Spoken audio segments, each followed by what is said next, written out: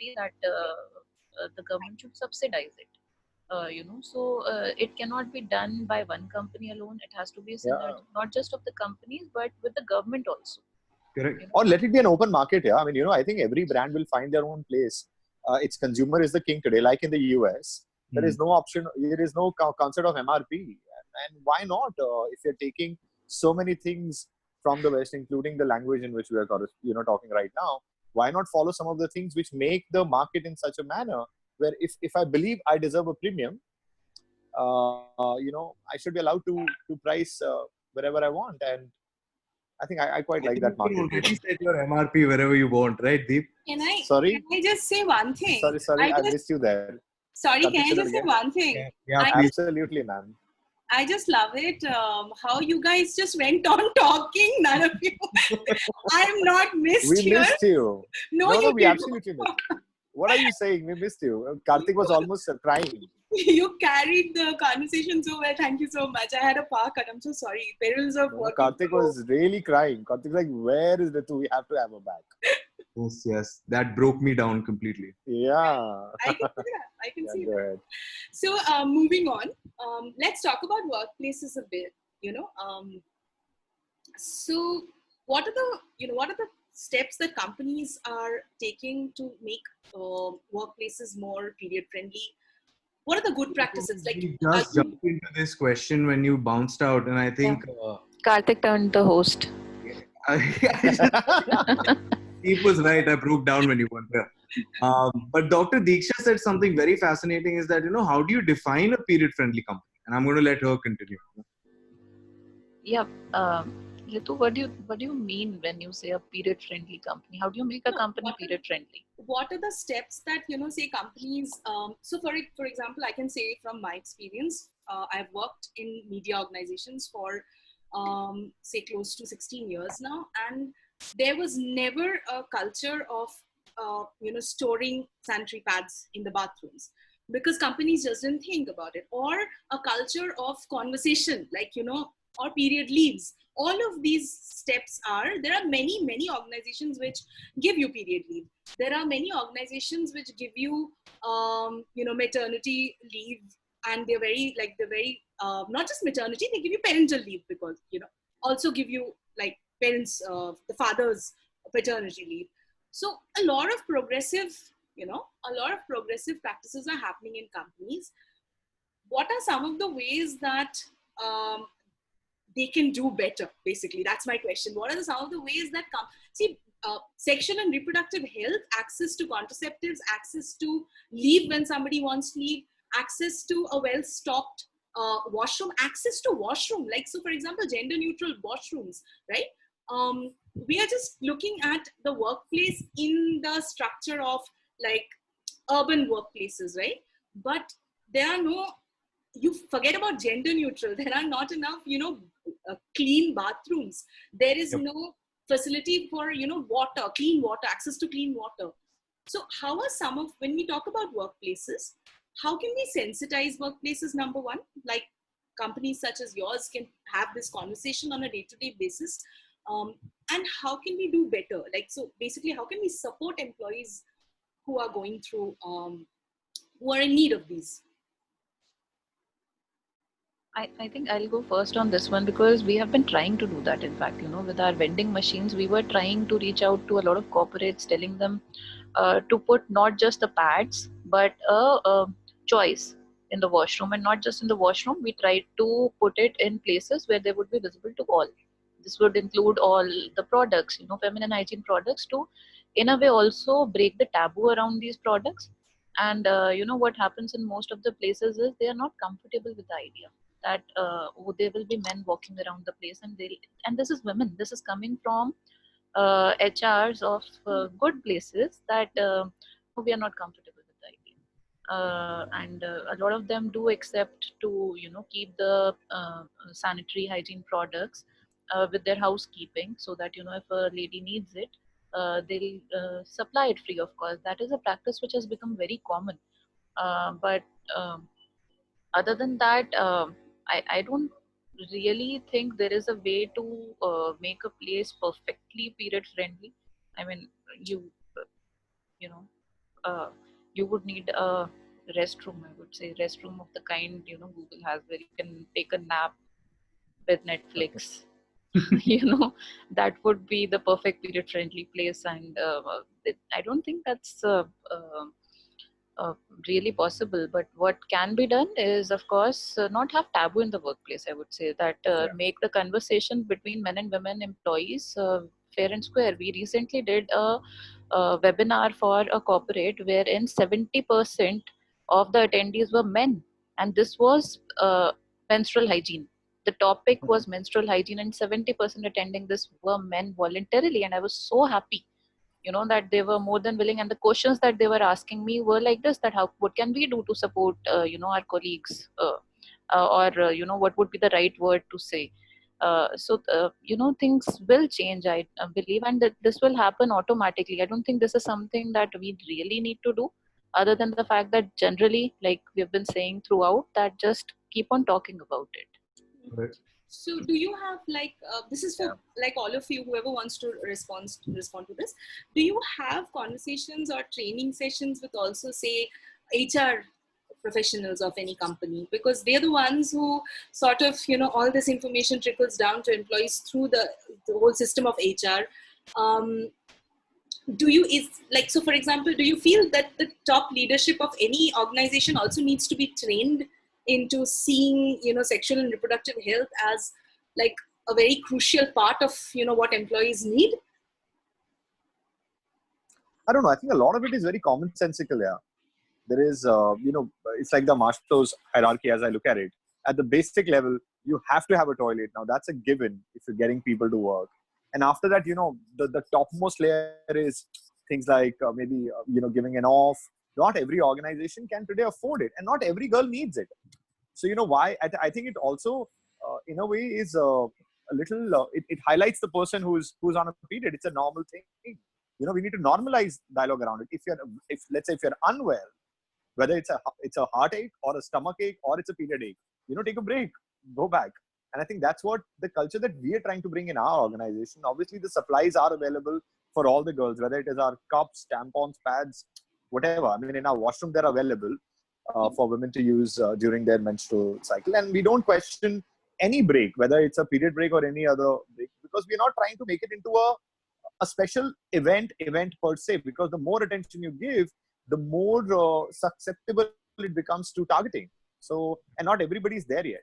So I think we need to normalize periods even at organizations level, make supplies free. Most organizations can afford it. It's like tea, coffee, water. Please have pads, tampons also available in the washrooms. And if somebody's unwell, just be accommodating. And I think it's as simple as that. That's my personal take. But obviously, Dr. Diksha is driving it in another direction, and I'm sure Karthik will have his views. I'm coming from the perspective where, Ritu, I agree with you completely that the top stakeholders of any organization need to be the first ones to be trained even before you approach the HR organization. The head of HR and HR as a whole, it's a tool for the rest of the organization to enforce that the people and the human resources are taken care of. But that conversation is not started by them. Even if it is, unless equitable weightage is given by the other stakeholders in the company, it's not going to catch on steam.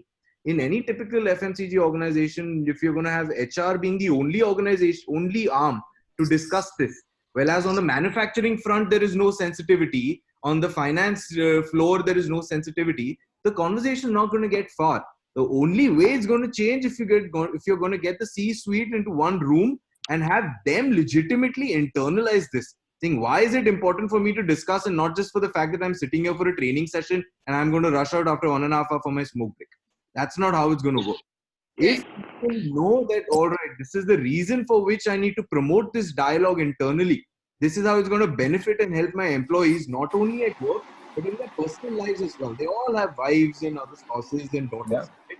So let that conversation start first. And yes, you're right. It has to come from the top. It can't happen anywhere. Yes, because also in the workplace, like the whole workplace thing, we are not talking about like trans menstruators. We are not talking. There are so many people we don't talk about, right, in our regular conversation. So sensitivity training is a part of what workplaces should do. Do you feel like just making people aware of, Yes, there are yes, all the very kinds much. of people who menstruate, non-binary people, including non-binary people. And during this pandemic, especially, just like your views on this, like, there were so many services that were cut off completely, hormones, medicines, sanitary products.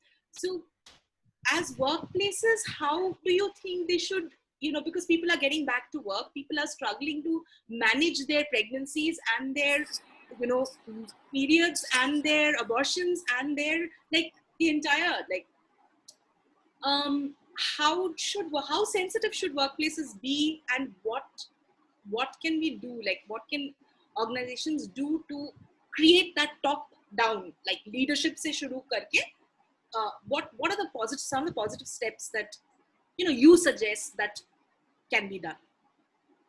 I would- Unfortunately, sorry, Deep, please. Go ahead. No, go ahead, Karthik. I think we're as an organization 550 people strong, and apart from having a conversation top down first and ensuring all stakeholders are invested, there is very little that you can do, regrettably. I would like to underline this by saying that an organization needs to be ready and strong enough to have a conversation like this. Every organization's mental plate is only so much, right? And if there are already 4 things on it, even if you want to, you can't go ahead and start having a conversation like this. It will be met with rejection. If an organization is strong, if it has room to breathe and discuss certain things, which unfortunately the sad reality is no organization right now has room to breathe currently in COVID times. If we had an opportunity, I think it's up to every organization to take this to arms and saying, all right, it's a progressive step for us to take, not because we are being mandated to do so, but because it is the just thing to do so. And that is how then progress can start. If you're going to try and mandate this, if you're going to try and create training programs in isolation, I think they're only going to get so far.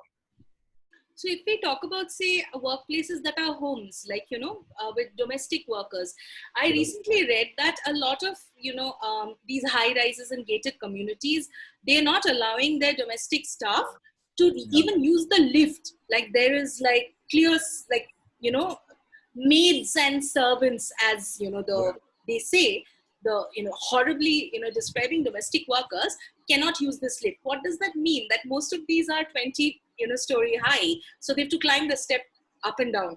So there is like, there's a lot of discrimination as it is, like, to begin with, right? So, but they are workers, and their sanitation needs are as important, and often it's not there, because none of these, I have known places that doesn't even have like a bathroom, right? And the houses they work in won't let them use their bathrooms. So what do you come across stories like this when you talk to stakeholders of, menstrual products who are not the rich urban privileged people? Do you come across such stories? Do you feel that, more we should talk more about this? I have a few stories, I think, but Dr. Diksha is going to have more potent ones, so I'm going to turn this over to her. Yeah. So first of all, I mean, listening to you, I am appalled if somebody is doing this. I mean, we don't do this at our house, right?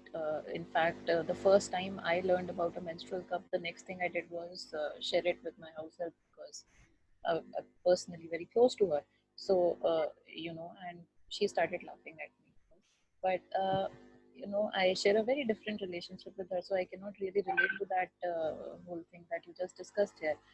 But where you talked about not having access to good washroom, yes, because we work with the lower socioeconomic status women a lot, we do come across this issue. Particularly if I mention a case from Bareilly, wherein we were trying to, approach a particular NGO and say that please help us in promoting the cups in the community. They told us that where will these women go to insert cups, because with the pads as it is, they are having a lot of issues. There are no washrooms. There are no washrooms in most of the urban slums. This is a fact of the matter. In fact, a lot of these places, unless and until we don't come up with the right infrastructure, even if you talk about schools, if you don't have the washrooms there, if you don't have water, as a basic facility available in the schools.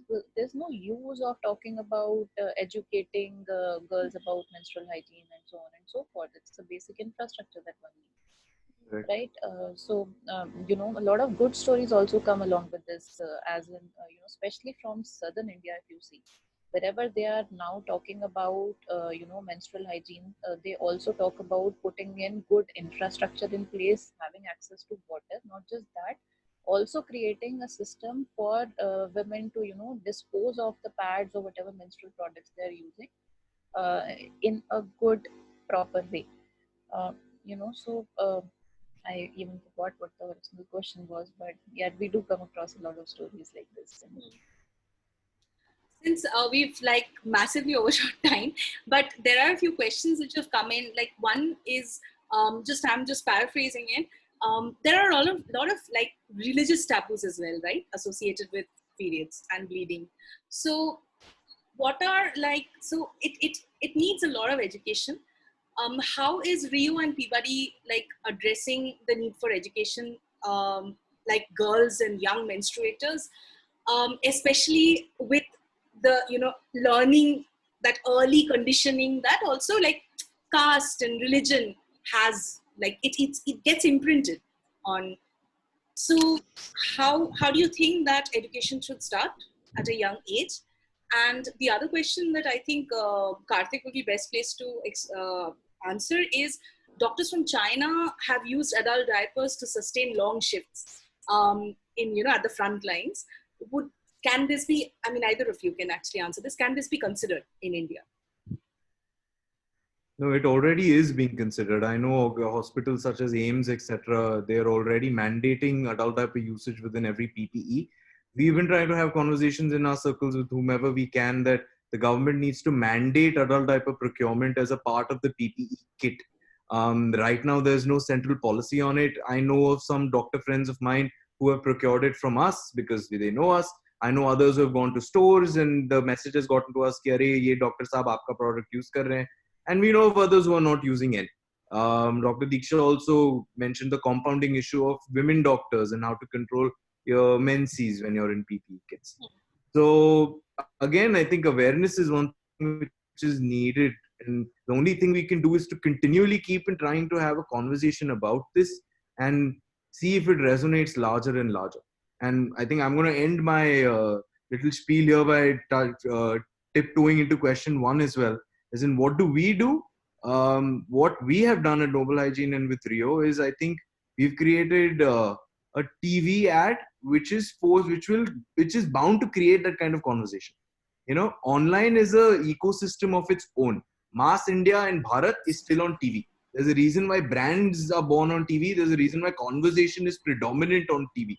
So unless you go on TV and you try and have these conversations in mainstream, no one's mentality is really going to change. And that too, you need to do it for a sustained amount of time over years and years for you to even see a modicum of change, So it's a long journey. It's unfortunate I can't give you a red pill that you can pop and, things can change. But over to Deep.